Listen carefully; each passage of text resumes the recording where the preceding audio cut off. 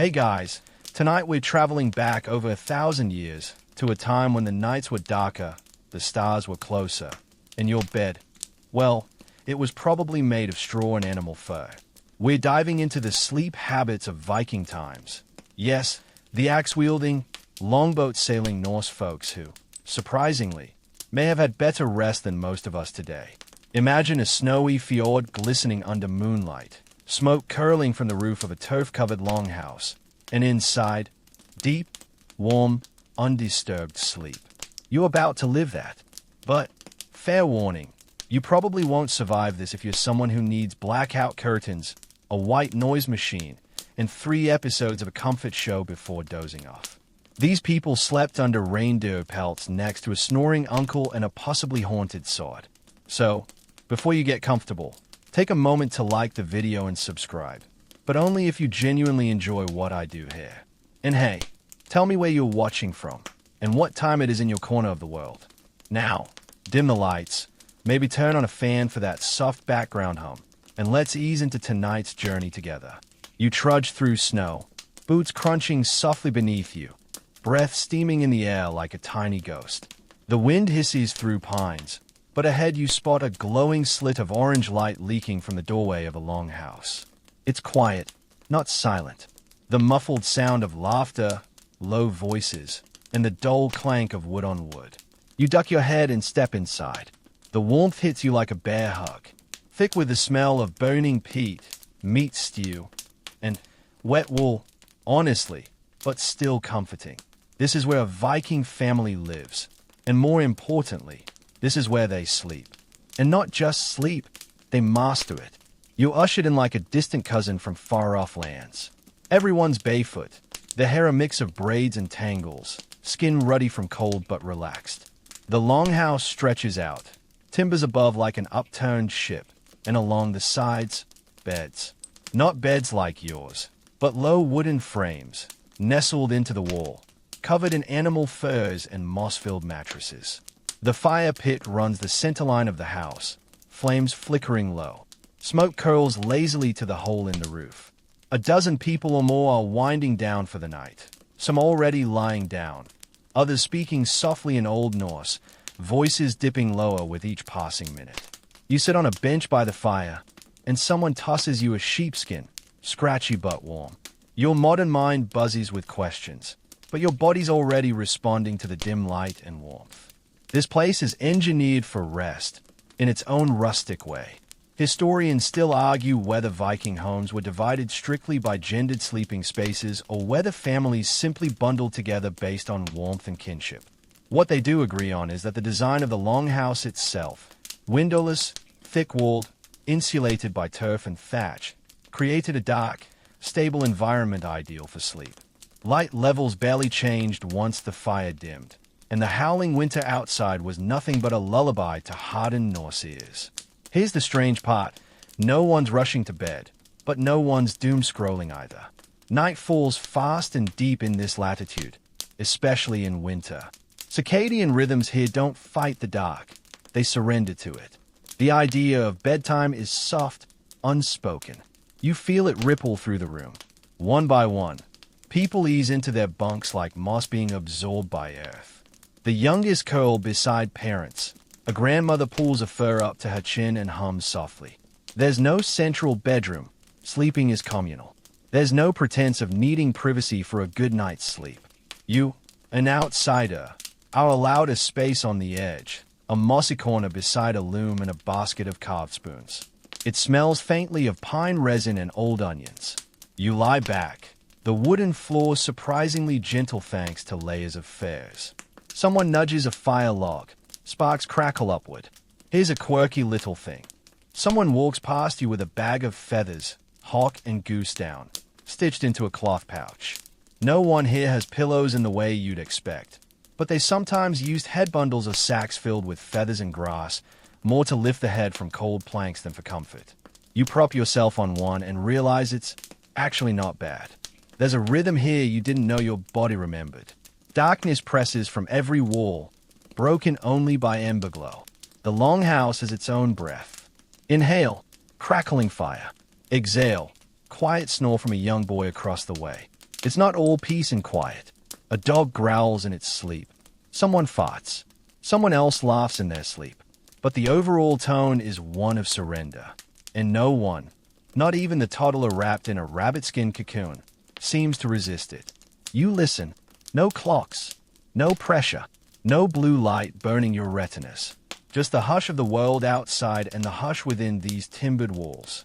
Earlier today, you climbed up a steep hill and watched the fjord below shimmer like a god's mirror. There was cold in your lungs then, and adrenaline in your veins. But now, you're soft clay in the hands of ancient rhythms. There's no caffeine crash. Number 11 p.m. regret over late-night emails. Just slow, rhythmic breathing. Your body temperature is already adjusting, dropping with the fire. That's another hidden benefit of these turf-covered homes. They're cold enough to promote deep sleep, but with the right fur and body placement, you stay warm where it matters. In the morning, there'll be chores. Early ones. But for now, you're floating between the creaks of this old wood, the distant hoot of an owl, and a kind of ancestral memory that says this is the way you're meant to sleep. And maybe that's the most Viking thing of all. Not war or conquest, but surrendering each night to a kind of trust in your home, your kin, and the deep breath of the earth. You roll onto your side. Someone's braided head dangles off the bunk above you like a rope ladder to another dream. The fire exhales, and the stars outside blink, but you don't see them. Your eyes are already closed. You wake, but not fully. Just enough to feel your hip pressed against something soft, firmer than modern memory foam, but far from uncomfortable. You shift under layers of furs, your nose the only thing poking into the cold air. The longhouse is hushed, and the fire's nothing more than red bones now. You notice the texture of the bedding beneath you. Not uniform. Some patches are thick and pillowy, others crunchy. Turns out you're lying on a mattress stuffed with dried birch leaves and straw, laid in such a way that it breathes but doesn't collapse. Not random. Not roughing it. This bed is engineered. You roll your hand under the topmost fur. It's thick, long-haired, probably wolf or bear, if you're feeling dramatic, but more likely sheep or goat. Vikings didn't waste animal hides, especially not for something as important as sleep. Every layer was selected for a reason. Faize for insulation, moss or grass for loft, and birch for its subtle antiseptic scent. Keeps the bugs away. You didn't think you'd become a bedding snob in a 9th century farmhouse. But here you are, mentally rating your pile of wilderness upholstery as solid 8 out of 10. There's a logic to it. A sleep hierarchy. Vikings didn't just plop wherever. The high-status members, usually parents or the elder in charge, slept closer to the hearth, both for warmth and symbolic centrality. Children nestled around them like spokes of a wheel. Guests and labors, near the outer walls. You, as a 21st century tag-along, are hovering somewhere between interesting outsider and firewood checker. Historians still argue whether there was a strict protocol for who got which bed space, or whether it varied family to family. What's clear is this: Viking households didn't treat sleep like an afterthought. It was as strategic as a raid. Where you slept, next to whom, and under what, all of it meant something. As the morning light seeps in, dim, indirect, almost reluctant, you notice more. One of the kids kicks off his fur, revealing a woven wool underblanket. Another little girl rolls over and pulls a rabbit fur muff up to her chin. Someone's pillow, well, sack of rags at elevation device, has been wrapped in linen dyed a deep red. A luxury. One man's bedding is covered in runes, not carved, embroidered in thick, uneven thread. You lean closer when he gets up to stretch. They are charms. Protective ones. Sleep wasn't just about comfort. It was a vulnerable state. Spirits, trolls, dreams, all could reach you more easily then. So you protected your bed like you would a door. Quirky detail time. Some bedding was scented on purpose. Vikings may have added dried herbs to their bedding stuffing. Not for romance. For bugs. Mint, yarrow, even angelica. These were natural deterrents to lice and fleas. It's the 9th century version of a lavender pillow spray. Except the lavender might also be fending off plague-ridden vermin. There's a woman now brushing her bedding out with a stiff straw broom. Not casually, methodically. You realize it's part of the routine, like making your bed. Except instead of fluffing a duvet, she's checking for damp spots, insects, and wear. She even lifts a few furs and lays them near the hearth to dry. Vikings took their sleep hygiene seriously. In a world where comfort was hard-won, keeping your bedding fresh wasn't vanity. It was survival. You sit up, finally, rubbing sleep from your eyes. Your back feels good. Not great, but good. Better than expected for someone who essentially slept on dried leaves. Your body feels aligned, if a little crunchy at the joints. But there's this odd sense of grounding, like you slept on the earth, not against it.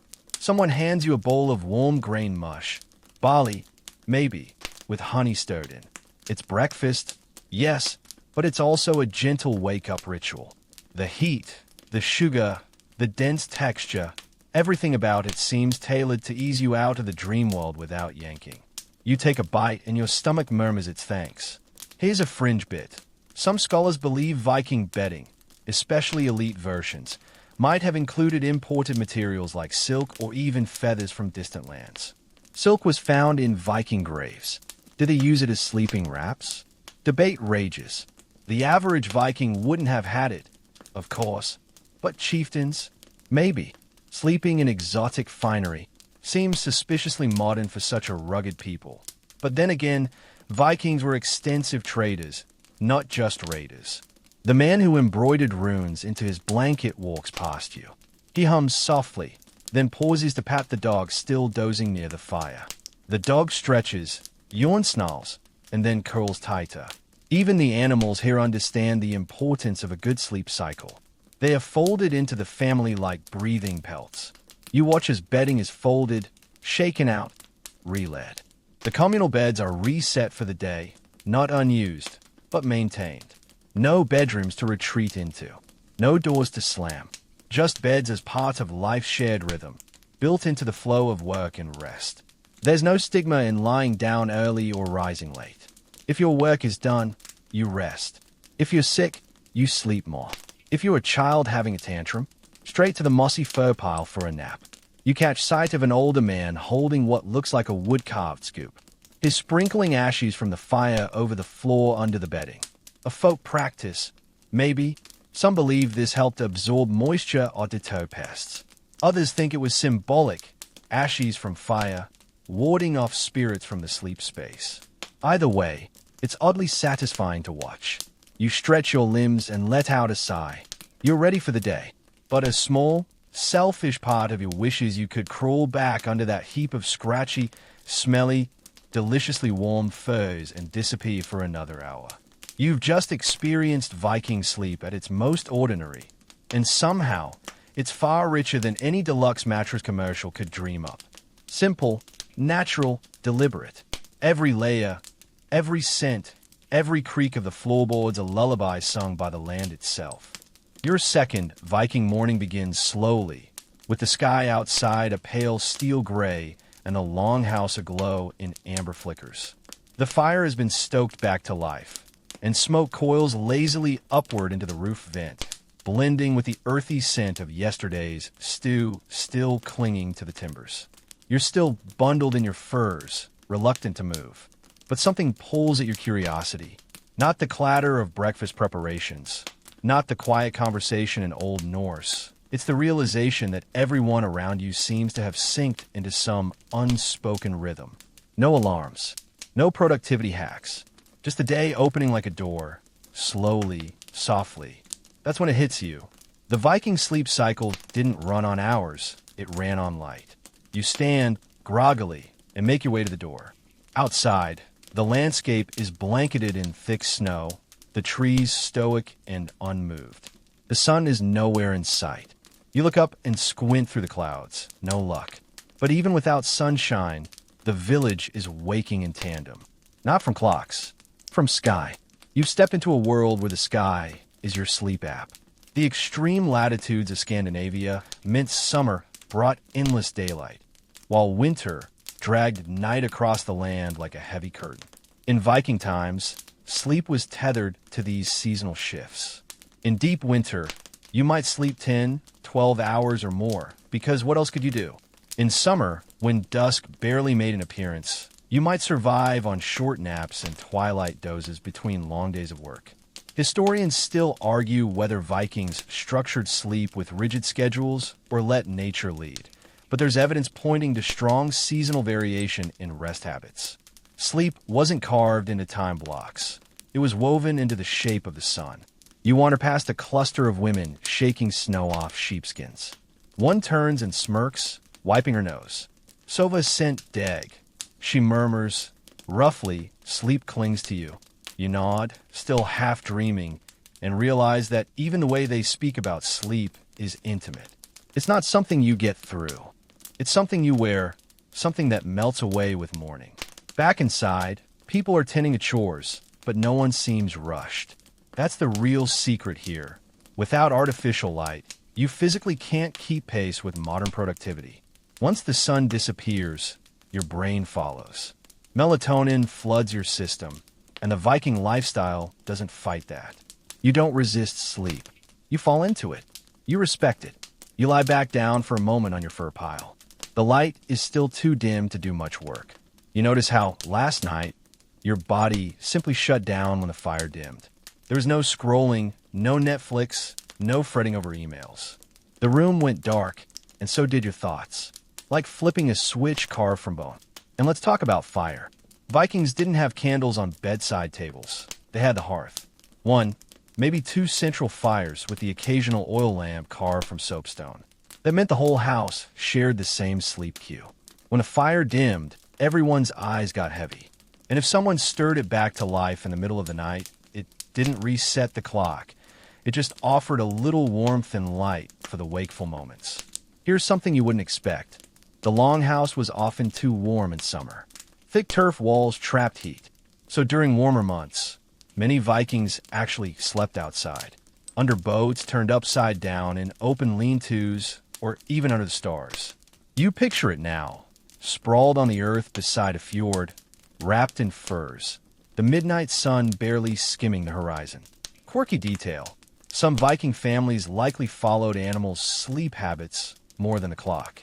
Chickens, goats, and dogs reacted to light and temperature shifts long before humans did.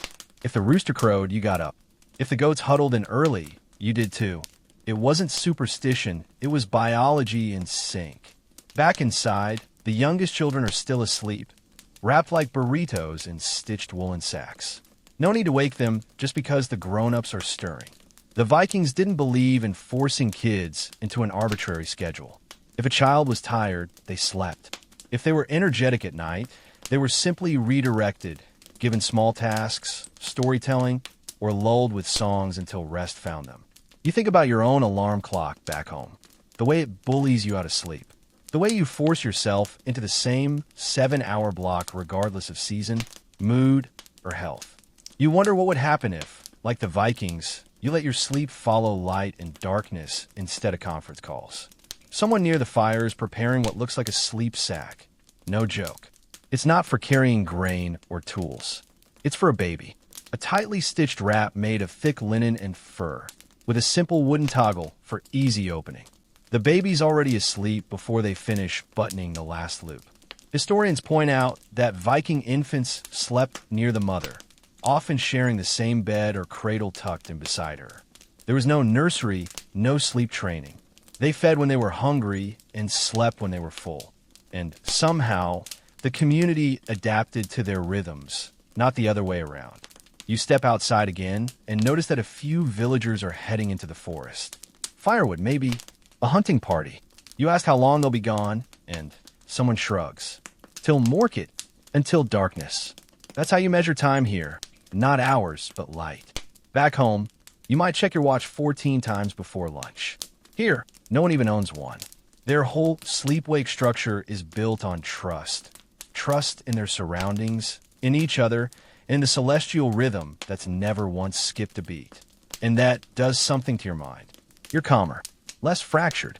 You're not rushing toward bedtime as if it's another chore to accomplish.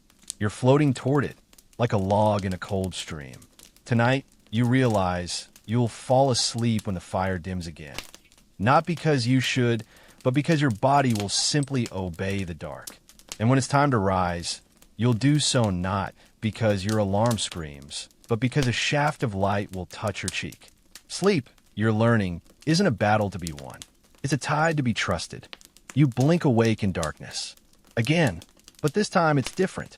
You're not groggy. You're not confused. You're aware. Alert. You sit up slowly and notice a handful of other people already moving quietly through the longhouse. The fire has been rekindled to a low flame, enough to paint the walls in a sleepy orange hue. It's the middle of the night, and yet no one's annoyed to be awake. Because here's the thing. In Viking times, sleeping through the night in one long, uninterrupted block, that wasn't the norm. What you just slipped into is something historians call segmented sleep. Two distinct chunks of rest, separated by a period of wakefulness. A first sleep and a second. You settle back against the bedding, half curious, half dreamy. Around you, some folks are sitting cross-legged by the fire, sipping something from wooden cups. Others are mending, softly talking, or simply staring into the flames. Not rushed, not anxious. It's a gentle intermission. This first sleep typically lasted about 4 hours. Then came a wakeful period, sometimes as short as half an hour, sometimes 2 hours or more. And then, when the body gently asked for it, the second sleep began. Historians still argue whether this pattern was universal across Viking society or mostly a winter phenomenon, when nights stretched long and luxuriously dark. But evidence from other medieval European cultures and oral Norse traditions strongly suggests that segmented sleep was not only common, but expected. In this midnight interval, it wasn't insomnia. It was sacred.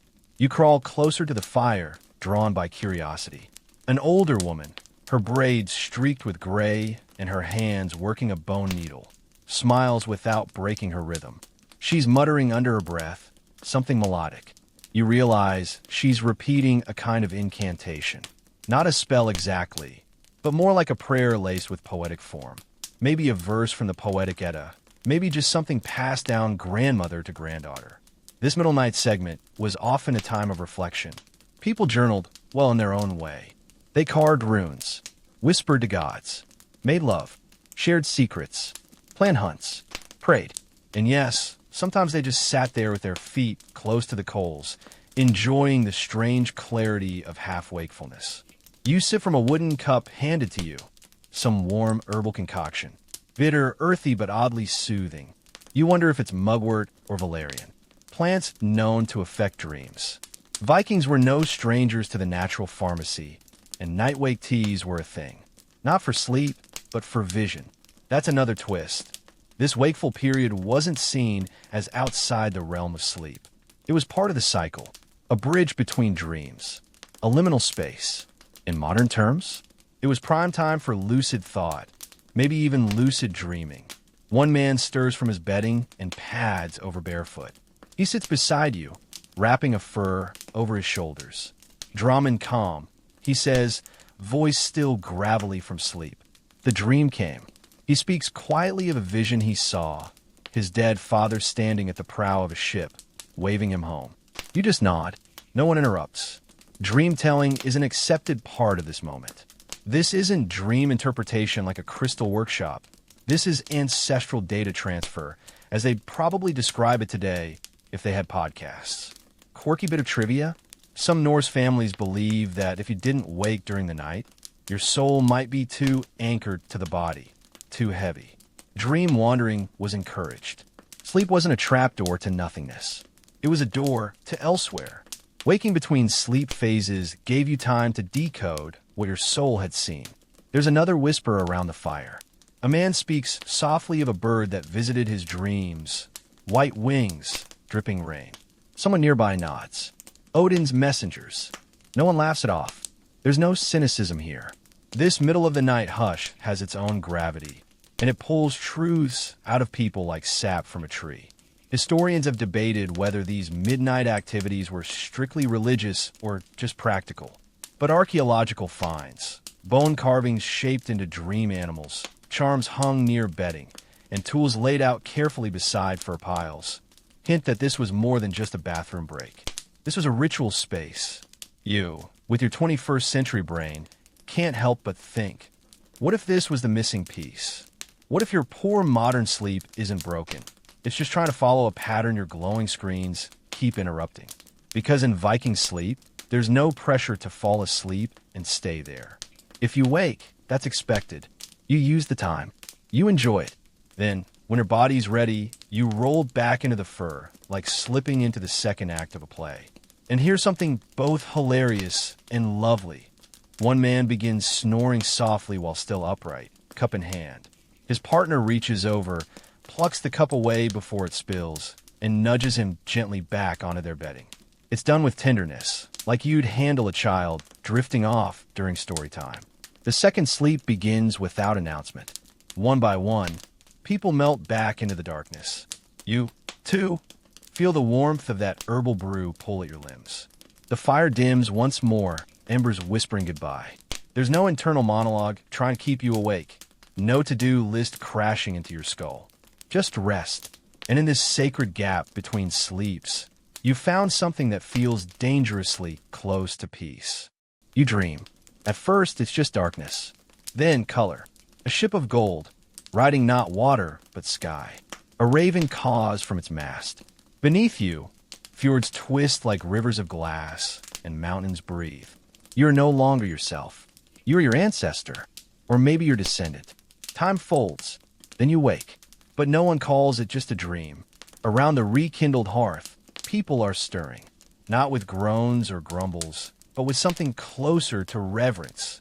A man you hadn't spoken to before looks over, eyes still distant, and simply says, "The gods were talking tonight."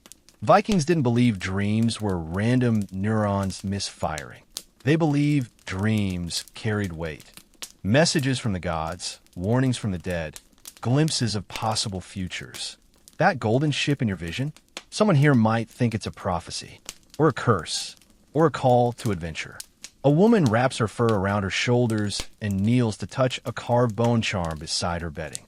It's shaped like a serpent curled around a tree, a symbol of Jormungandr, the world serpent. She murmurs something under her breath, then turns to her son, perhaps 6 or 7, and asks him softly, "What did you see?" Historians still argue whether dreams in Norse culture were interpreted daily or only when especially vivid.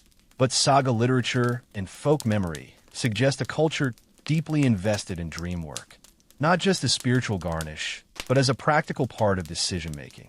That battle plan might have come from a dream. That marriage may be confirmed by one. Even something as basic as when to set sail could hinge on whether a warrior dreamed of smooth seas or drowning wolves. Dreams weren't fluff. They were data, divine RSS feeds downloaded straight into the skull. And there were specialists, usually women, who knew how to interpret them. Seeresses or Volar weren't common, but they were respected. You're told one lived in a nearby village, and that she rarely spoke unless someone brought her a dream worth decoding. You wonder what she'd make of your skyship. Someone next to you, a wiry man with eyes like flint, says he dreamt of a bear licking his face. The others lean in, half smiling. He shrugs. It's the 3rd time this winter. A few nod. One woman snorts and says, "The bear's your mother reminding you to bathe." Laughter ripples, but there's a deeper current beneath it. Everyone's still listening, still filing the dream away, just in case. You watch as people begin their morning tasks, but slower today. You sense that on days when dreams are strong, things move with more care. One man, already sharpening a blade, pauses more than he works. A girl drawing water from a barrel stops, stares into it, as if waiting for something to surface. A fringe belief? Some Norse folk wore small dream catchers, not like the feathered hoops seen in later cultures, but pouches containing herbs, bones, or runes meant to influence dreams. Some encouraged memory. Others protected against nightmares. Still others invited visions of loved ones lost. You glance around and see one woman tucking a tiny linen pouch under her fur, right near her heart. There's no sense of embarrassment around dreams here. "No, I had the weirdest dream last night." Chuckle. Just quiet, respectful storytelling, like reporting the weather. You don't have to believe in it. You just need to notice. You remember your dream again in sharper detail now. The golden ship, the raven, the breathing mountain. You decide, as casually as you can manage, to mention it aloud. They listen. No interruptions. No analysis. Just silence. And then one person says, "Ravens follow Odin." Another, "Ships bring change." A third adds, "Mountains that breathe." That's when the land remembers something. No one tells you what it means. That's not how this works. You're the dreamer. The interpretation is yours to live with. You help carry firewood into the longhouse, passing an old man who's just risen. His hands are scarred from years of carving, and in them he holds a small wooden disc. He catches your glance and flips it over. Carved on one side is a sleeping face. On the other, an eye wide open. "Dreams are the middle path," he mutters. "Not here, not there." Then he drops the disc into a pouch and walks away. That phrase sticks with you. Not here, not there. The Vikings didn't draw a hard line between reality and vision. The boundary blurred at night and often stayed blurry in the morning. You remember something modern sleep researchers have studied: how REM sleep, when dreams are most vivid, occurs in longer bursts after you've been asleep for several hours, which lines up perfectly with the Viking practice of segmented sleep. That middle-of-the-night wake period might have allowed them to reflect on exactly the kinds of dreams you just had. A built-in dream log session, thousands of years before journaling apps. There's something eerie in this closeness to their own minds. These people didn't escape their thoughts with entertainment. They didn't drown dreams in distractions. They welcomed the messages, even the uncomfortable ones. Maybe especially those. You think back to how many dreams you've forgotten in your life. How many warnings, or nudges, or golden ships waving silently in your mind, unanswered. The longhouse now smells of roasted oats and burning birch. The day has started, but sleep lingers in the air like smoke. Not gone, just waiting for night to return. You glance at the woman with the serpent charm. She meets your eyes. "Dream well next time," she says. You will. You're back in the longhouse, reclining lazily, your breath visible in little clouds despite the layers of warmth. The room smells faintly of pine and peat smoke, with a whisper of something unmistakably sheepish. Around you, others settle in for the night, again. Sleep seems to arrive here, like a familiar visitor, not a demanding master. But tonight, you pay attention to the smaller things, like how these people are resting their heads. Because here's the funny truth. For all their epic tales and seafaring legends, Vikings didn't use pillows. At least, not the way you do. No memory foam. No ergonomic neck cradles. No lavender-scented, orthopedic miracle fabric wedges. What they used? Simpler. Stranger. You're handed what looks like a small sack, leather on the outside, filled with something. It rustles. You press your head against it and feel resistance. This is not soft. But it's not exactly hard, either. It's utilitarian. Just enough height to lift your head off the cold, damp wood. Just enough give to cradle it. Historians believe Vikings used all sorts of makeshift headrests. Cloth sack stuffed with feathers, hay moss, even fish skin in some cases, though that might have been desperation or a weird regional thing.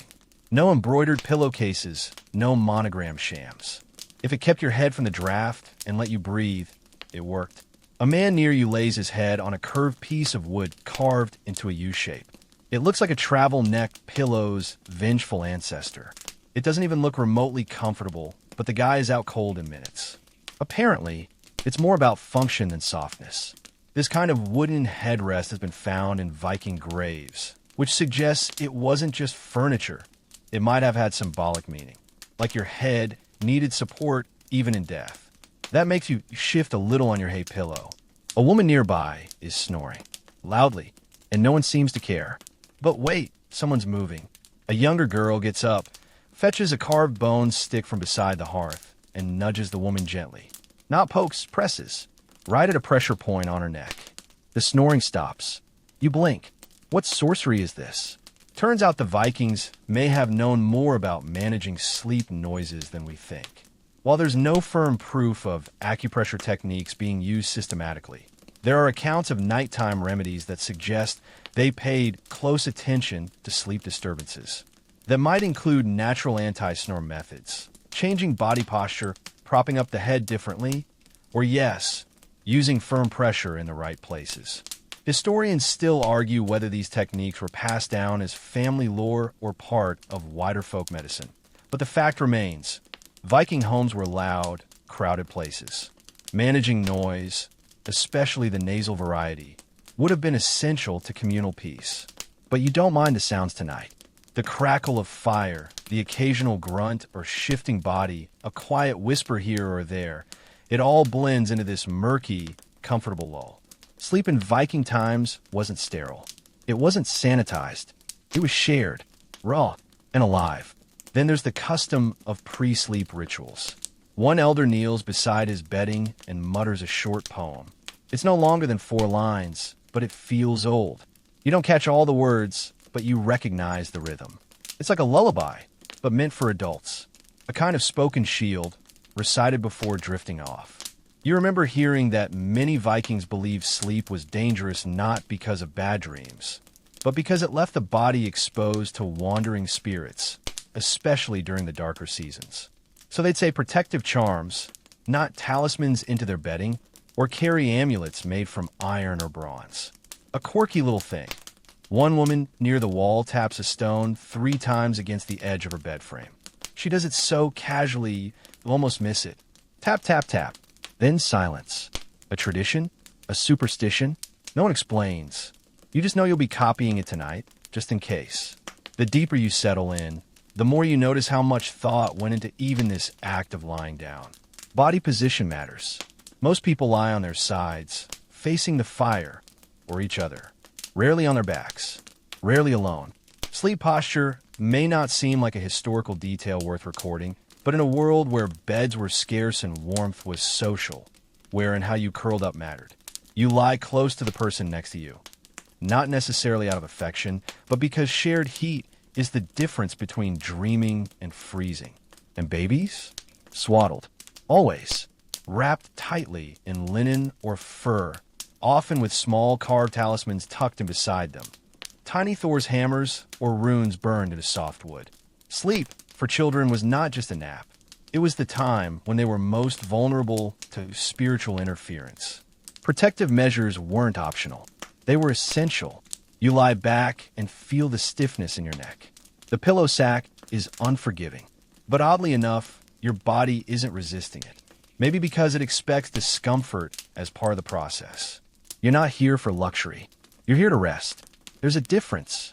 Modern sleep culture might have you believe every discomfort is a problem to be solved with a purchase. Here, the discomfort is part of the sleep ritual. It grounds you, anchors you to the real. Someone starts snoring again. This time, no one bothers to stop it. Maybe everyone's already slipped into that murky second sleep.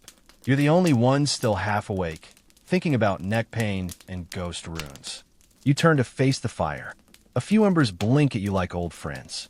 You tap the edge of your bedding 3 times. Just in case. You're halfway between dreaming and waking again, still wrapped in your fur cocoon when you hear it. A low, rhythmic hum. It slips into your ear like mist. It's not coming from outside. It's coming from just a few feet away. A lullaby. You blink your eyes open to the dim, honey-colored firelight and turn your head toward the sound. A woman mid-30s maybe is sitting upright with a small child resting against her. The child is already asleep, thumb halfway to their mouth, but the mother keeps humming. Her voice is steady and low, almost hypnotic. The melody is ancient, nothing like your modern lullabies, which are often bouncy or cloying. This one is deep, simple, repetitive. It feels less like a song and more like a spell. Because it is. Viking lullabies weren't just for soothing children. They were protective chants. Sleep was a vulnerable state, especially for the young. People believed that spirits, ill-willed elves, or wandering dead could disturb a sleeper. So mothers and grandmothers didn't just sing for comfort. They sang to guard. You sit up slightly, careful not to make noise. The words are in Old Norse, half unfamiliar, but you catch the meanings in the rhythm. Darkness, stay out. Fire, stay in. Shield my child.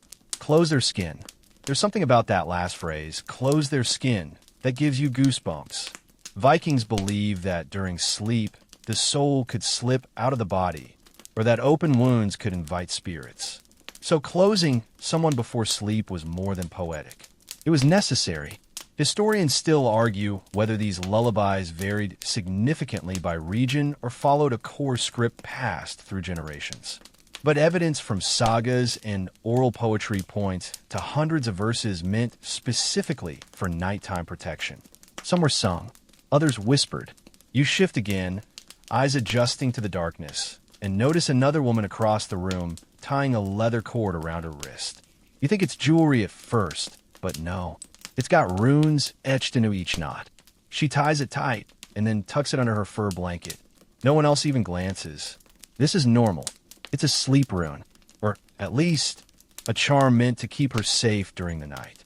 Vikings sometimes drew runes like algies, the elk, or birkhanna, birch, on stones, bones, or cloth to encourage restful, protected sleep. These weren't just decoration. They were psychological armor, like turning on a security system, but with bone and belief. You've heard of the Galder, spells, or songs used for magic, sometimes chanted in specific rhythms. And now you realize you're in one. That lullaby wasn't just for the child. It was for everyone who could hear it. And now you're hearing another. A low chant, this time from the far end of a longhouse. A man's voice. Lower. Slower. It's not melodic, it's patterned. You can't understand the words, but it rises and falls like waves lapping a boat. And again, you feel in your spine before your brain can interpret it. The whole house is gradually falling under a web of sound. These lullabies and chants don't just help individuals sleep. They regulate the entire emotional temperature of the longhouse. You realize there's no need for sleep coaches or noise machines here. Just the repetition of voices, human warmth, and deep, rhythmic trust. Quirky detail.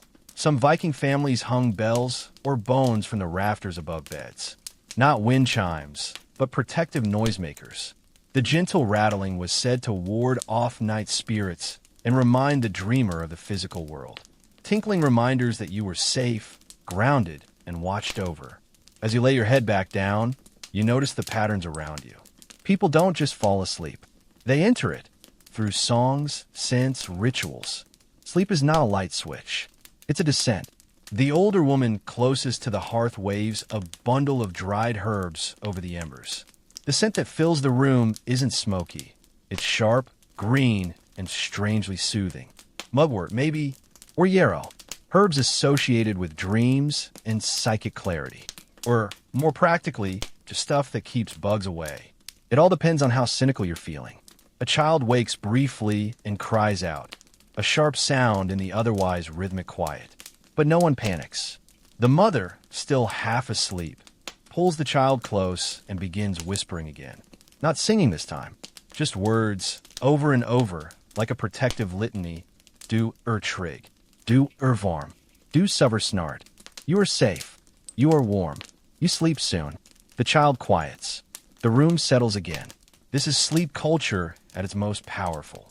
Not passive, not random, but crafted. Every sound, every smell, every gesture aimed at teaching the body and mind to release. Vikings didn't just hope for good sleep. They built it like a shield wall. You try for yourself. You whisper. Just a word. Something old-sounding.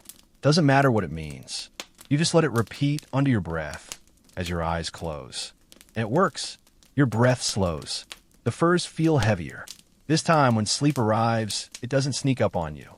It takes your hand and walks you gently to the edge of the firelight and beyond. You wake to warmth, not from the fire, which has dimmed to a lazy shimmer of embers, but from bodies. You're not sure how many, but they are all around you, arms tucked, feet entwined, breath mixing. The longhouse has become a nest, and you are right in the middle of it. Welcome to the snuggle economy. It's not exactly what you imagined when you pictured Viking life. You were thinking cold steel and coldest days. But hey, in the middle of a Scandinavian winter, survival doesn't come from solitude. It comes from sharing heat, space, and unconscious trust. This isn't intimacy for the sake of romance. It's strategy. Warmth was a limited resource, and a Viking longhouse didn't waste it. You sleep close to kin, servants, even animals. You might lie next to a cousin one night, an elderly aunt the next. You learn the map of sleep by proximity. Who kicks, who mumbles, who snores like thunder and still gets invited back into the inner circle.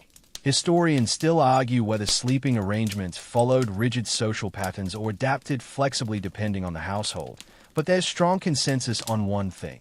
This was shared sleep. Not optional, not awkward, essential.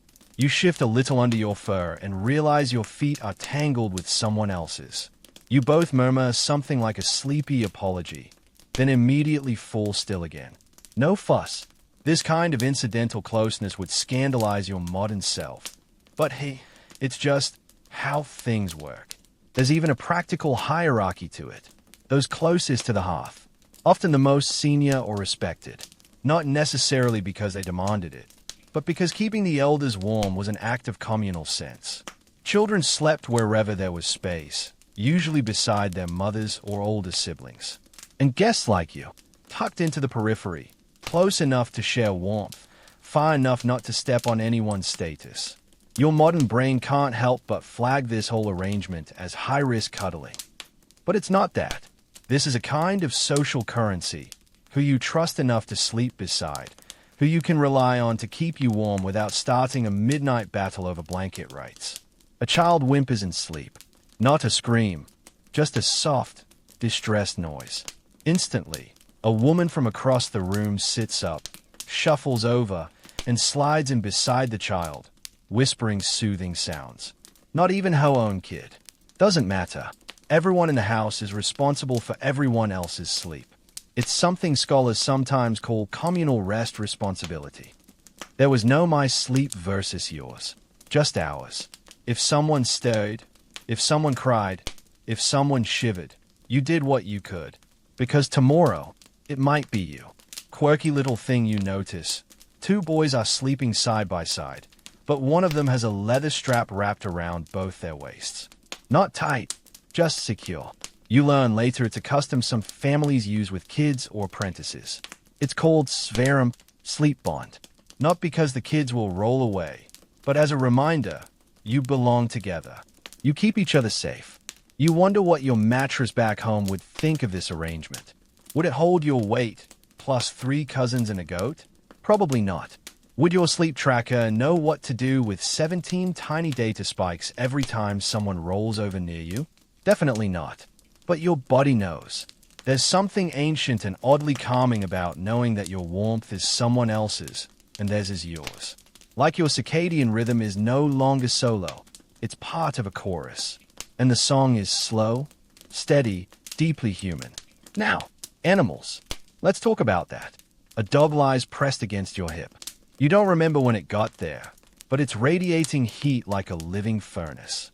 In Viking homes, dogs weren't just pets or guards, they were sleep partners, especially in colder months. Kids sometimes shared bedding with them, and dogs were known to curl up by the feet of elders, offering both warmth and early warning if something went bump in the night. Chickens, too, occasionally made indoor sleep appearances. They're usually in pens or under benches. Livestock didn't get luxury suites, but they were part of the sleep ecosystem, especially in households without separate animal shelters. Their body heat helped keep the longhouse stable. Their soft clucking, you find, is oddly relaxing, like feathery white noise. Historians debate whether certain longhouses had formal sleep rotations, where sleeping positions shifted every few nights to give everyone equal access to heat. Some sagas suggest that people earned better sleeping spots through deeds or status. Others hint that households followed more casual, consensus-based arrangements. Either way, if you got up in the night, there was no guarantee your spot would still be waiting for you when you came back. You stretch out, careful not to disrupt the gentle mess of limbs around you, and you realize you've never felt safer while being so exposed. There are no doors, no walls, no alarms, just shared heat and shared responsibility. If someone wakes, others are half wakeful too.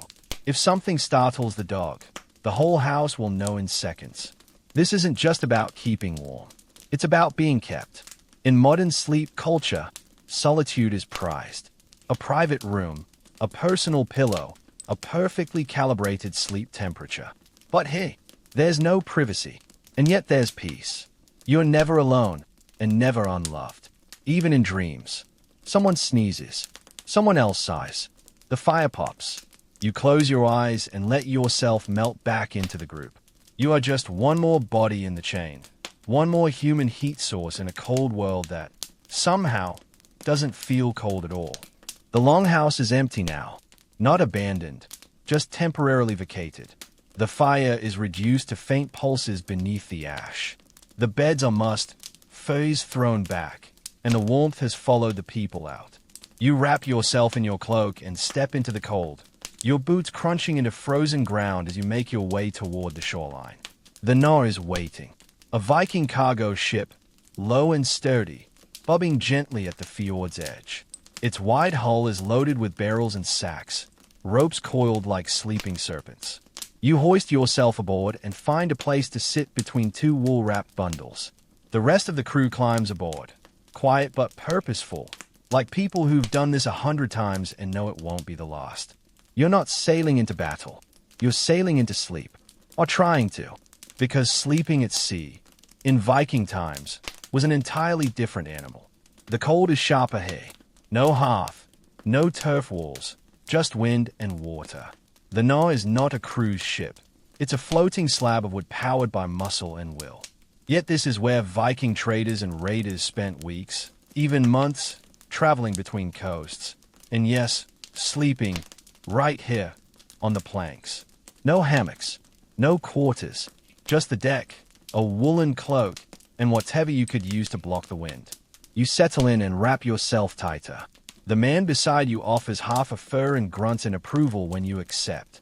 Better than falling overboard, he says, and you don't disagree. Historians still argue whether Viking ships had organized sleeping shifts. Some believe they used rotational napping patterns, especially on long journeys. Others think the crew simply collapsed whenever the sea allowed. Either way, it wasn't restful, but it was necessary. And yes, Vikings did sleep on their ships. Not just when anchored, but sometimes during motion. The Norse wasn't fast, but it was stable. Raiding vessels, like the longship, were another story. Narrower, open to the sky, and less forgiving to the sleep-deprived. In those, warriors slept in snatches, curled around shields and swords. Tonight, you're lucky. The Norse is anchored, sails furled, and the moon is bright enough to turn the water to silver. You lie back against a sack of dried fish, which is about as comfortable as it sounds, and try to mimic the breathing of the man beside you. Deep, calm, steady. There's a rhythm here. The rocking of the boat, the creak of the timbers, the occasional splash against the hull. It's almost hypnotic. Almost. Because your muscles are shivering despite the fur. And sleep comes in short, stingy bursts. Micronaps? Really? A minute here. 3 minutes there. Then a jolt of awareness as the boat shifts beneath you. Quirky detail. Viking sailors would sometimes tie themselves to the deck. Loose, strategic loops of rope that kept them from rolling overboard during sleep. You spot one now. A man with a rope coiled around his waist, tethered loosely to a peg. Just enough to tug him if he moves too far. You follow his lead and not a loop around your own ankle. Just in case. A younger sailor begins singing under his breath. Not a lullaby this time. More of a chant, rhythmic and low, meant to pass the time during long watches. It's not for sleep, exactly, but it helps. It creates a container for your thoughts, something to hold on to as your body tries to rest in fits and starts. Your mind drifts. Imagine raiding crews, days into a voyage, eyes bloodshot, skin chapped from salt and cold. No privacy, no comfort, just teamwork, vigilance, and the desperate calculation of whether you could afford another nap, or if the next wave might be your last. Still, even warriors slept. They had to, and when they did, it was often together, their bodies forming a shield wall of rest. Heads tucked between shields, cloaks drawn tight, weapons close. You think of that now, as you lie shoulder to shoulder with strangers, all of you breathing in time with the sea. There's something meditative about this kind of discomfort. You're stripped of choices. There's no mattress to adjust, no ideal angle. Just the cold wood beneath you and the wind singing lullabies whether you like them or not. Some of the crew are already asleep, arms folded, mouths slightly open. One man snores, and no one corrects him. You suspect it's not the worst sound they've shared. Another rubs a smooth stone in his palm as he drifts off, perhaps a lucky charm, perhaps just a warm memory. Sleep deprivation wasn't a joke in Viking times. Raids were often timed with rest cycles.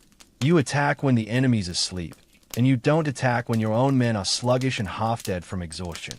Sleep was a weapon, and knowing how to catch it in any condition, even standing up, even soaked to the bone, was part of being Viking. You finally slip into a shallow doze. Not deep, but real. The kind of sleep where you don't dream, but you stop noticing the cold. Your limbs go heavy. The sea cradles you. Then, a hand on your shoulder. Time to row. You groan, but no one pities you. Everyone else is waking up too. Stiff, cold, blinking like owls in sunlight. You all rise together. Some grumble. One man stretches and groans. Another shoves salted meat into his mouth with the dead-eyed determination of someone who's done this 100 times. You'll sleep again. Maybe in a few hours, once the boat's repositioned. Maybe not until nightfall. But here's the strange thing. You're not broken. Your body has learned something. How to rest in fragments. How to trust a plank of wood in the snore of a nearby sailor more than a bed frame and pillow. You spit into the sea and grab an oar. Because today, you row. Tonight, you sleep like a sea raider again. Back on land, your bones still hum with the rhythm of rowing. The sea hasn't left you. It clings to your skin, your hair, even your breath. You're sore, wind-chapped, and vaguely uncertain whether your spine will ever forgive you. But you've made it through another night as a Viking mariner, and somehow, you still trust that sleep will come again. Though for some, it never comes quietly. Tonight, you return to the longhouse, and something's off. It's quiet, but not the usual cozy hush. It's sharp, tense. You can feel in the air, prickling like frost on bearskin. Then you hear it, a low growl. Human, not animal. Someone's thrashing. A man near the far wall convulses in his bedding, murmuring in Old Norse. No, not murmuring. Chanting, but the words don't flow.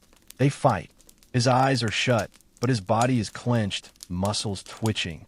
Someone sits beside him, a hand on his shoulder, but they don't try to wake him. You've seen sleep. This is not sleep. This is something else. Berserker dreams. You've heard the word berserker before, usually said with a Marvel comic grin or in gym bro circles. But to the Vikings, a berserker wasn't just a brawler. He was a warrior touched by something other. Something between madness and magic. Historians still argue whether berserkers entered trance states through psychedelics, breathwork, or sheer will. What's clear is that their altered states didn't begin and end on the battlefield. Many of them carried it into sleep, and some, like the man you're watching, never really left the fight. You creep closer, as silently as possible. The man's breath is ragged, like he's been running for hours. His fists clench and open. He whispers the name of a god. Over and over, Tyr, Tyr, Tyr. He's not praying. He's remembering. A woman beside you speaks, voice hushed. He dreamed the wolf again. You don't ask which wolf. Everyone here knows. It's not a creature, not exactly. It's a symbol, a warning, an echo of something he saw, maybe on the battlefield, maybe in a vision, maybe in the deepest folds of his own mind. You think back to what it felt like to sleep on an R, tension in your spine, never truly letting go. Now imagine that multiplied by the aftermath of bloodshed, the weight of lives taken, the beat of war drums still echoing in your ribs. That's what berserker sleep might have felt like, a haunted kind of rest. There are theories, some practical, some fringe, that berserkers suffered from PTSD-like symptoms centuries before we had words for such things. Nightmares, night terrors, hyperalertness. And yet, they were revered. Feared too sure but given space. When they slept, others kept watch. Not just out of kindness, out of respect. You notice something else. A bone charm at the edge of his bedding, carved with jagged lines, not the smooth spirals others use for protection. These lines jab. They resemble claw marks. This is no bedtime comfort trinket. This is a symbol meant to anchor. And he needs it. Quirky detail. Some Viking warriors believed their dreams were literal previews of future battles. They saw deaths before they happened. They heard the screams. And sometimes, when the real day came, they were eerily correct. Whether through coincidence, psychic insight, or trauma-fueled vision, no one knows. But no one questioned it. The man finally quiets. His muscles uncoil. He lets out one long exhale, and then, with the help of two others, rolls onto his side and disappears under his fur, like a wave cresting and then sliding into silence.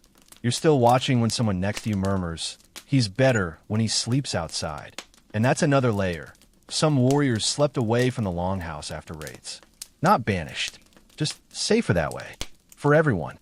They'd curl into lean-tos, cover themselves in cloaks, and let the night air thin out the poison in their blood, real or imagined. Even now, some of the younger men sleep farther from the hearth. Not because they're less important, but because sleep isn't always a retreat. Sometimes it's a return to the storm. You think about modern sleep paralysis, the sensation of waking, frozen, with something sitting on your chest. Vikings had names for that too. Mara, a nightmare spirit, a shadowy force that pressed down on you as you slept. Berserkers might have faced it nightly, but there's beauty in how the community handles it. No one mocks the warrior's midnight thrashing. No one scolds him for noise.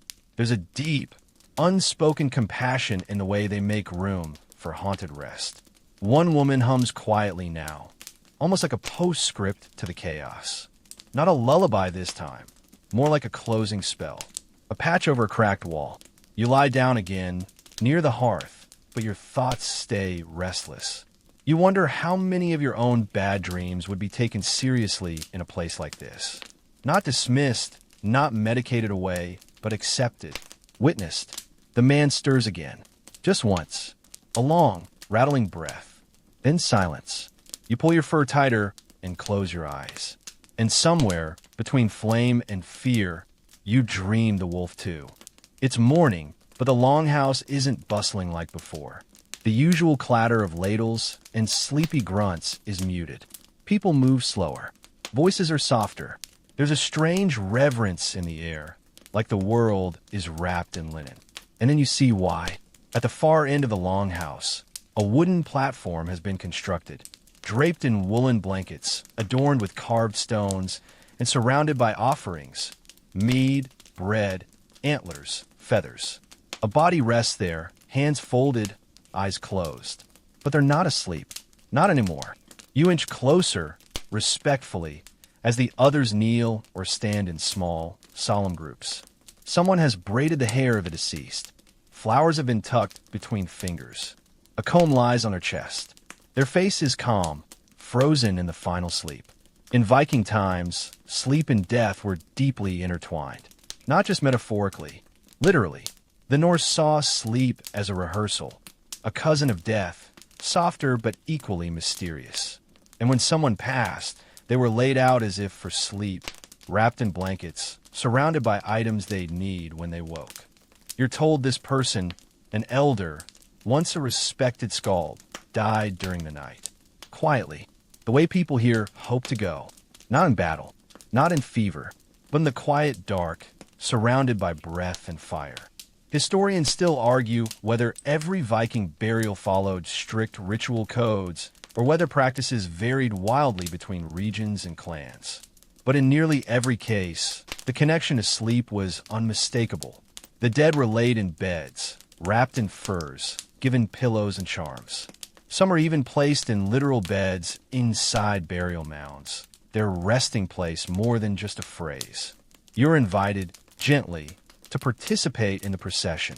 You join the others as they lift the wooden platform and carry it toward a hill just beyond the longhouse, where the burial mound waits. The earth crunches beneath your boots. Snow flurries fall like slow ash. You half expect the world to be louder, to protest. But nature seems to understand this, as if it's seen it 1,000 times. At the burial site, You help lower the platform. Inside the mound is a prepared space, a bed carved from stone, lined with pine branches. This is no coffin. It's a chamber, a room for dreaming. The body is placed carefully, hand-adjusted, hair smooth. You're handed a piece of linen with a rune burned into it. No one tells you what to do. You just know. You lay it beside the body, a quiet gift. Quirky custom. Some Viking burials included lamps or torches, not just for the ceremony, but to light the way for the departed. Others included soft food, stews, porridges, honey, gentle things meant to nourish the soul on its journey. The line between comfort and ritual was thin, like wool stretched across a beam. As the mound is sealed, there's no wailing, no overwrought drama, just a silence that hums with meaning. A sleep has begun, a long one, and the body is equipped to rest, truly rest. Back in the longhouse, the fire is rebuilt. Bread is passed around. A horn of mead circulates. Life doesn't grind to a halt, but something has shifted. A space has opened, and everyone feels it. You lie down later that night, in your usual spot, and stare into the rafters. You think of how the dead are treated not as gone, but simply moved, still dreaming. Just deeper now. The Norse believed that the dead could visit dreams, whisper warnings, offer advice. Ancestors didn't rest in oblivion. They kept one eye half open. That belief changes everything. You remember the elder's comb. Why include something so simple in a burial? Because grooming was part of dignity. Because waking, in whatever afterlife awaited, should be done with grace. Even the afterlife demanded proper sleep hygiene. It's said that Viking warriors hoped to wake in Valhalla. But others, those not called to Odin's hall, might find themselves in Folkvang or Freya's realm. Equally noble, but quieter, gentler. And still others might rest within their own mounds, in dreams that lasted forever. One controversial theory, still hotly debated among scholars, is that some burial mounds were entered periodically, not to disturb the dead, but to consult them. People would sleep near the mound, hoping for dream contact. The ancestor might speak through symbols, visions, or even share dreams. Sleep wasn't the opposite of death. It was the bridge. You lie on your fur now, strangely comforted. You've been afraid of sleep before. Insomnia, nightmares, that endless scroll of what-if thoughts. But now, you see it differently. As a rehearsal, sure, but also as a reunion. A homecoming. A dog curls against your back. The fire cracks. A child sighs nearby, mumbling half-formed words. You're not alone. None of you are. And when your time comes, hopefully many, many winters from now, you know exactly how you want to go. Wrapped in wool, surrounded by firelight, laid down gently, as if someone were simply tucking you in for a long, important dream. You smile as your eyes close. Sleep takes you. And somewhere, in a hill beyond the longhouse, someone else stirs and dreams on. The first thing you hear tonight isn't a lullaby or the crackle of fire. It's snoring. Loud, animalistic, heroic snoring, like a walrus trapped in a barrel. You crack one eye open and spot the source immediately. A broad-shouldered man flat on his back, mouth agape, rattling the longhouse with every breath. No one seems alarmed, but several people look resigned. A woman, 3 beds, overwraps a fur around her head and mutters something that sounds like a prayer for mercy. A child tosses and turns next to her. The dog near your feet growls quietly and relocates under a bench.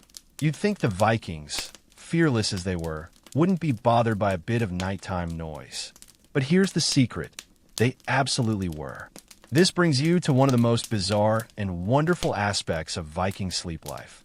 Their approach to snoring laws and sleep houses. You sit up slightly, rubbing your eyes as the longhouse reacts. 2 younger men are already on the move, grabbing a woven mat and a stack of furs. One nudges the snoring man gently. No response. He tries again, this time lifting an arm and giving it a friendly but firm shake. Still snoring.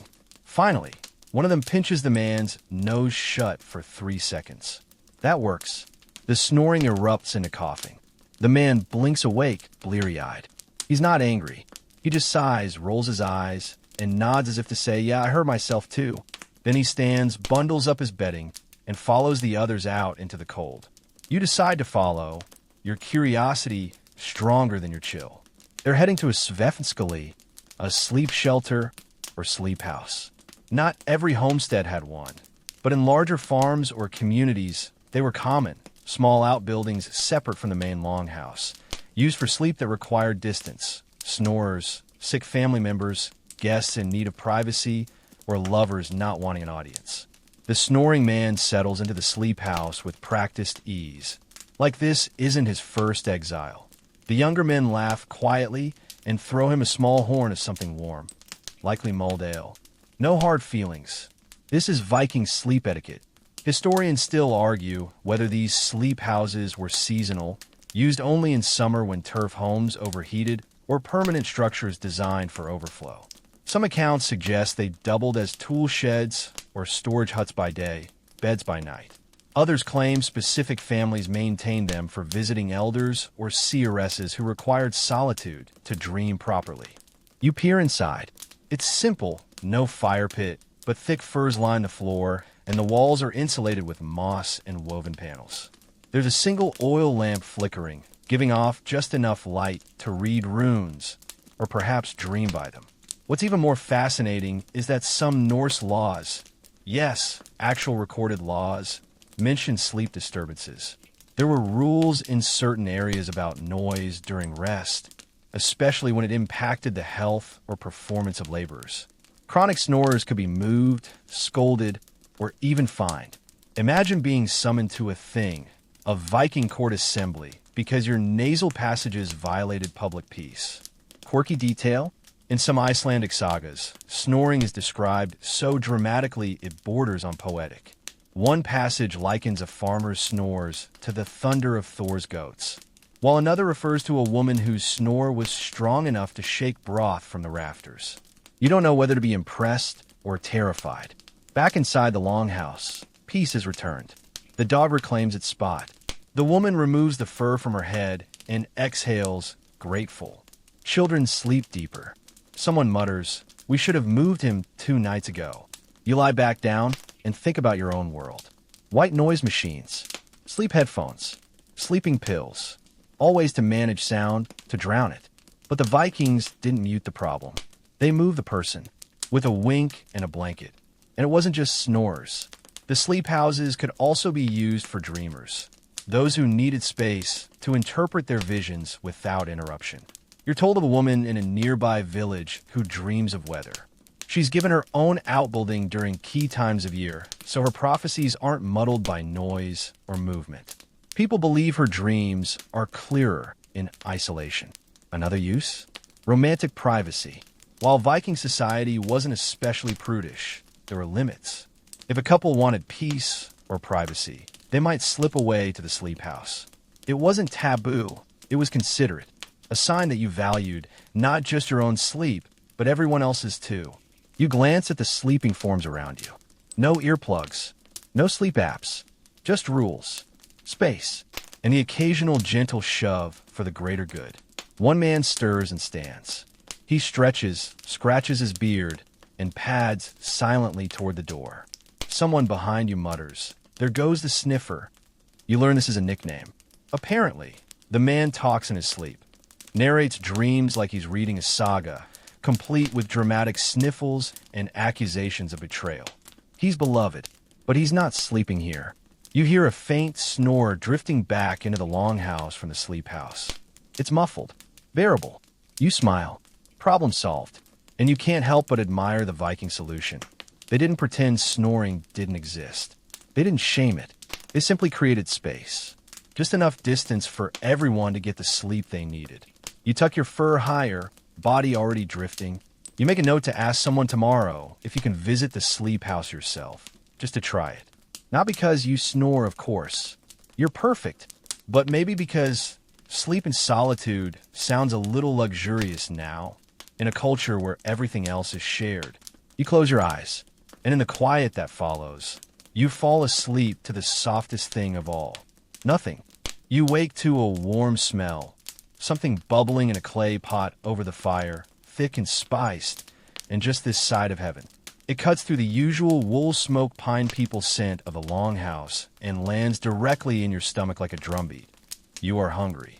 But it's not just breakfast. It's a potion, a sleepy one. You sit up slowly, joints protesting from another night on moss, and notice that today's meal isn't the usual porridge or barley stew. It's darker, richer. A woman ladles it into wooden bowls with careful hands, steam swirling in loops above the surface. She sees you watching and offers you a crooked smile. "Drink for vile," she says. "Drink before rest," which is odd, considering you just woke up. But then someone explains, this isn't breakfast. It's sleep food, made now, to be eaten later. You blink. Sleep food? Yes. In Viking times, certain meals were prepared specifically to encourage better rest. Fat-heavy, herbal, slow digesting, and deeply rooted in folk medicine. This bowl, it's loaded with grains, goat's milk, honey, and a generous scoop of mashed roots. The idea was simple: calm the body, warm the gut, and prepare the soul for sleep. Historians still argue how systematic these food rituals were. Some say they were practical responses to cold and darkness. Others believe they were deeply tied to spiritual cleansing before sleep.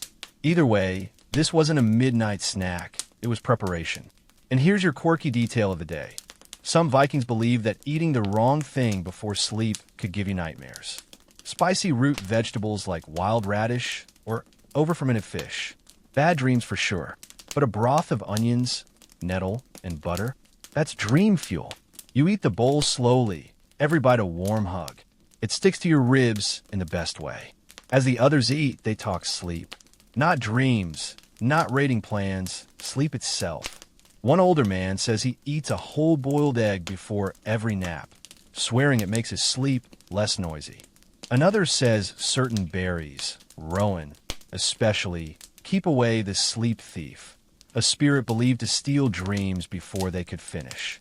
You look around and start to realize, these people don't just fall asleep like you do. They plan it. They nurture it. Like a ritual, a craft. Their entire evening routine is built around helping the body want to sleep. A young woman offers you a sip of something from a carved horn. You're skeptical at first until the scent hits your nose. Chamomile, honey, warm milk, and something faintly bitter underneath. You sip and your whole body exhales. It's like swallowing peace. Turns out, it's a common bedtime brew. Locally, they call it blending or sleep blend. Recipes vary. Some families use mugwort and valerian, others lean toward mint and elderflower. But the goal is always the same. Slow the blood, slow the breath, slow the mind.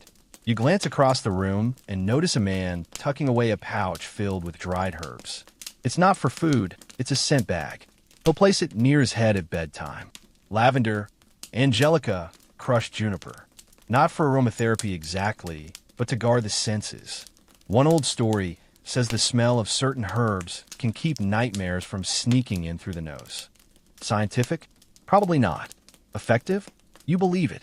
You ask if this kind of thing was for everyone or just special occasions. The answer? Everyone. Always. Because a good night's sleep wasn't luxury. It was fuel for tomorrow's survival. Whether you were raiding, farming, weaving, or raising kids, you needed rest.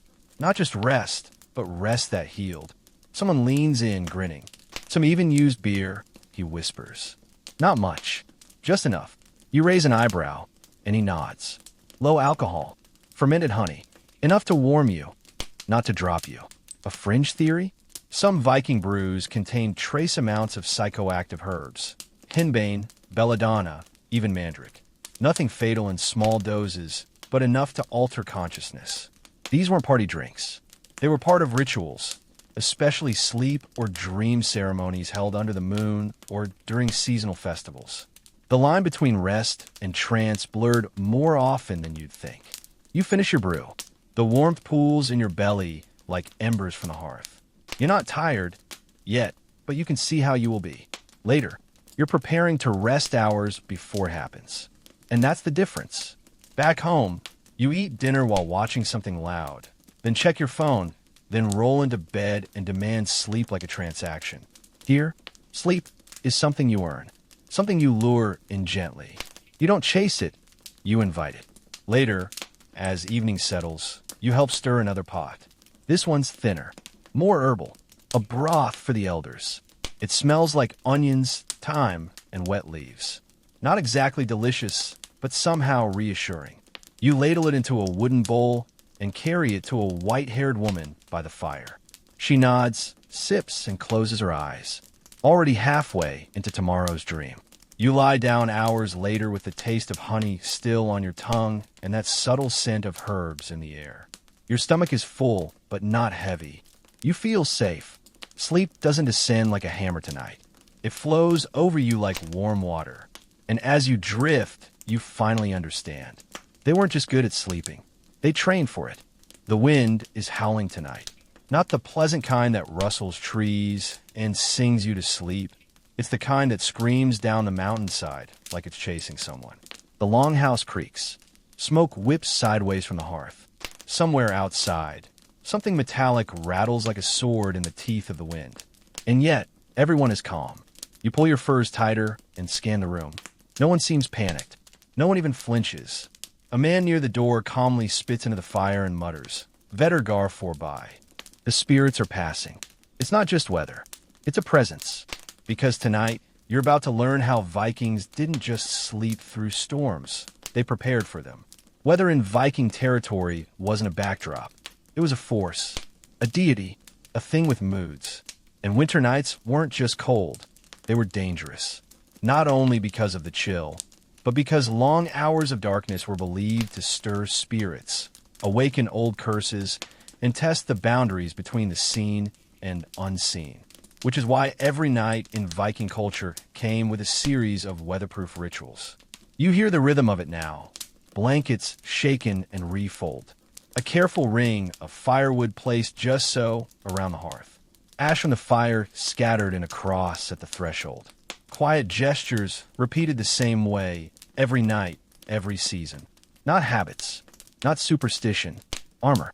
Historians still argue whether these acts were religious, practical, or both. But they formed a sacred pattern, one that gave shape to fear. When the wind howled, you didn't panic. You followed the code.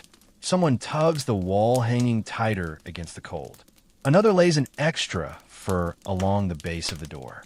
You're handed a smear of animal fat to rub into your cheeks and knuckles. Not glamorous, but it traps warmth. A 9th century version of moisturizing and layering up for bed. You curl into your bedding and watch as a woman near the center of the room stands with a small stick.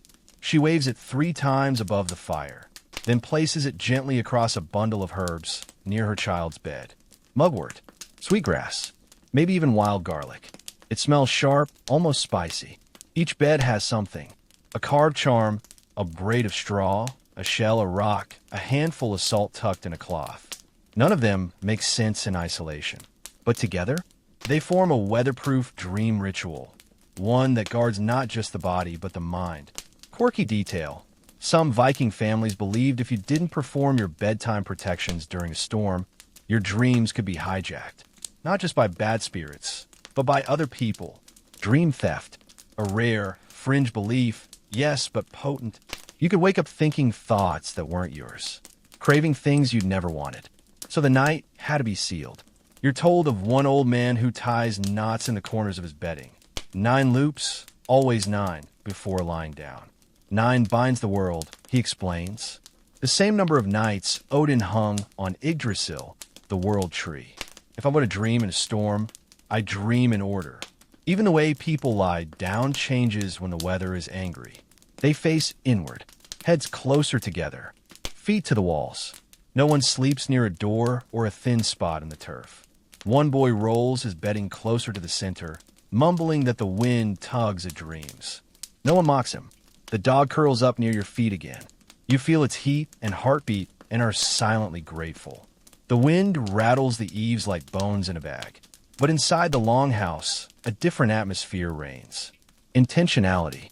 Everyone has done their part to make the space sacred, sleepable, and they trust it. You shift slightly in your nest of furs, noticing how your own breathing has slowed.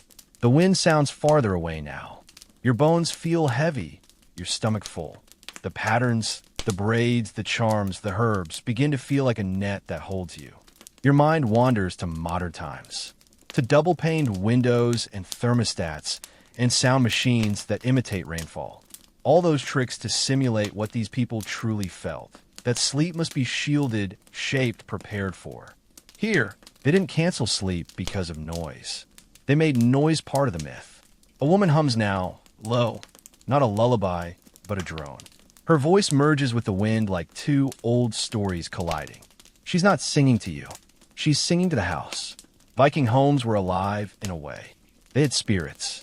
They were nourished by fire, protected by rituals, and thanked for their shelter. To sleep well was to show gratitude to the house itself. If a dream came, you owed it to the walls. That's why no one shouts. No one speaks above a whisper. The wind outside may roar, but within the longhouse, the voice is always soft. One more charm goes up. This one hung above the fire. A tiny iron ring tied with red yarn. Iron keeps the old ones out, someone says quietly. You don't ask what old ones means. You're asleep before you even realize it. Wrapped not just in warmth, but in pattern. The ritual did its job. It anchored you to something deeper than comfort, continuity. You're part of the loop now. Just another soul inside the circle, asleep while the wind tries and fails to reach you. Tonight, no one speaks. There's a stillness in the longhouse that's different from sleep. It's quieter than silence. Like everyone knows something you're just about to remember. You pull the fur tighter around your shoulders and look around. No one is humming. No one is telling stories. No one is even shifting. Because tonight, the longhouse is dreaming as one. And you're finally ready to understand the code. Not a written code. Not a scroll tucked away in a Viking chest. But something much older, more primal. An unwritten script passed by breath, by glance, by the shape of a bed and the weight of a blanket. A rhythm, a practice, a sleeping code that governed everything from where they rested to how they rose. You lie still, the embers low in the hearth, the air just shy of cold. You feel the code in your bones now, because it's already in you. It always was.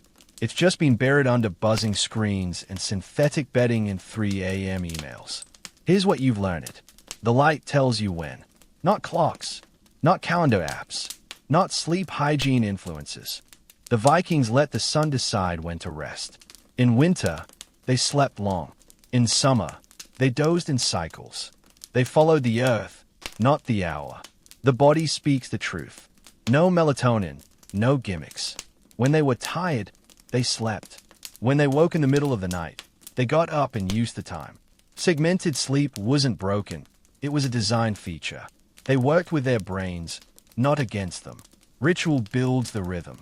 Foes laid in a certain way. Herbs placed by the head. Lullabies shaped like protective spells. Each action was a step toward sleep. It wasn't something you did. It was something you entered. A sacred space. Warmth is not optional. Whether from a fire, a dog, or a cousin breathing on your face, heat was life. It wasn't coddling, it was survival. And with it came trust. You only sleep deeply next to someone who won't harm you. That's ancient. Dreams mean something. They weren't dismissed or overanalyzed. They were shared, carried, respected. Some were warnings. Some were gifts. Some were strange nonsense that still earned a seat at breakfast. Because even nonsense has roots. Noise matters. Not silence, but harmony. When the snoring got too much, you moved people, not because they were bad sleepers, but because everyone deserved the chance to rest. They didn't cancel noise. They rebalanced it. Sleep is communal. They slept in groups, on ships, in fields, in burial chambers. They adapted. There was no "I need my 8 hours of quiet solitude" or "I'm wrecked." Sleep was flexible, portable, but still protected. Food supports sleep. What you ate, and when, mattered. Fat for warmth, herbs for dreams, brew for peace. They fed the body so the spirit could wander safely. Fear doesn't own the night. They didn't ignore their fears. They wove protections into the very fabric of their beds. Charms, spells, patterns in the ash. Not to erase fear, but to contain it. Ritual made the scary things smaller. And most importantly, Rest was earned, not stolen. You didn't crash. You descended. You came to sleep with intention. You respected the journey. You walked into the dark not just to escape the day, but to greet something. Yourself, maybe, or something deeper. You shift in your bed, now fully part of this rhythm. You don't reach for a screen. There's nothing to check. You don't count sheep. You don't clench. You just breathe. The code is not about rules. It's about remembrance, about syncing your heartbeat to the world's, about letting yourself be small and soft and worthy of rest. You feel it all around you now. A child sucking their thumb in sleep. A dog twitching in a dream. A grandmother murmuring the tail end of a charm that soothed 10 generations. No one taught you the code out loud. But every night, in this longhouse, you've learned it. Through repetition, through participation, through surrender. And now, you understand why Viking sleep might have been the best sleep in history. Not because of the furs or the fire or the food, but because they believed in it.